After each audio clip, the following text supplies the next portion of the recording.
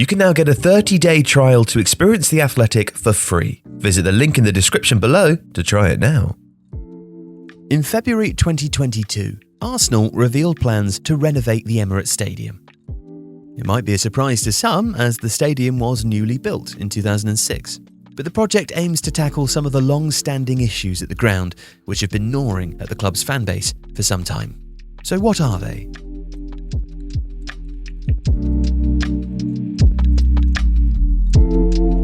Well, one of the issues is context. While the Emirates was considered state-of-the-art when it opened, in the decades since, it's been made to look outmoded by new stadiums which have been built at home and abroad.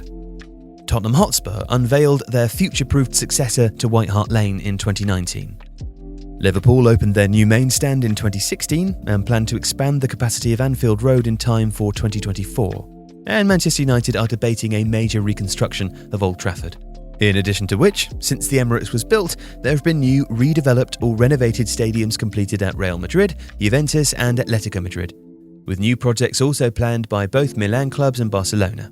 There's a new generation of stadiums in world football, and the Emirates is no longer part of that group. And that's really the problem. While it's way too soon to undertake a major overhaul of the Emirates, a growing list of wear and tear issues can, and apparently now will, be fixed, if only to restore the appearance of modernity. Chief among those is a leaking roof. During a recent Premier League game with Wolverhampton Wanderers, supporters reported a stream of water falling between the two dugouts, despite a dry night in North London. And that will be one of the main focuses of a project which is expected to last for 40 weeks. Other internal factors could include the lack of Wi-Fi in the ground. While the idea of supporters scrolling Instagram or Twitter during games is a bit of a pejorative Arsenal cliché and an unfair one, most fans like to check the scores from around the other grounds during the game, particularly during a 3 p.m. kickoff on a Saturday, and the inability to do that is not only a source of frustration for fans, but also a connectivity issue which just shouldn't exist in a contemporary sports arena. Improvements are also expected to be made to the PA system, which probably also belongs to a slightly different era of the game. And multiple fans across social media have also expressed irritation with the ticket readers on the turnstiles, which don't work as well as they might do and can often lead to delays for supporters entering the ground and large queues on matchday. In a few cases, kickoff times have actually been missed, and encouragingly, these will be replaced. Now, in researching this video, various Arsenal fans also told Tifo that the stadium's food can be very disappointing, and that sometimes the big screens inside the stadium can flicker, which again leaves the Emirates out of step.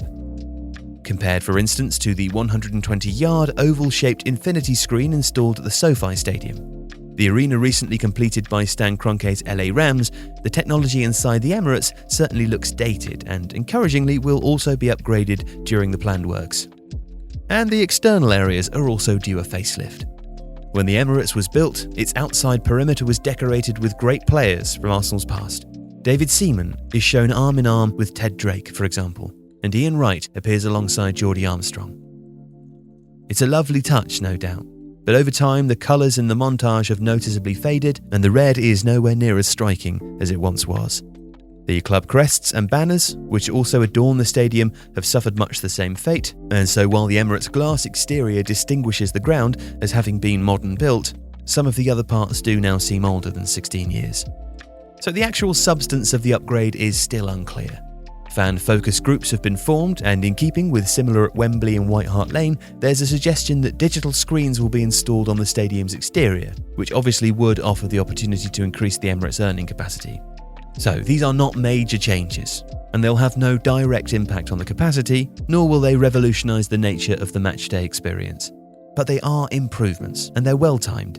In February 2022, Arsenal announced their first increase in season ticket costs since 2014, with a 4% bump ahead of the next season. As of the summer of 2021, however, the club's most affordable season ticket was the most expensive in the Premier League. So fans are entitled to expect some of these issues to now be addressed, and for the outward signs of decay to be remedied. If you like this video, please consider subscribing to the channel. The Athletic is home to some of the world's best sports journalists, including David Ornstein, Daniel Taylor, Ollie Kay, Amy Lawrence and Rafa Honigstein. There are journalists dedicated to each Premier League team, so every fan gets the coverage they deserve, not just the big clubs. And you can try it for free now for 30 days. See the link in the description.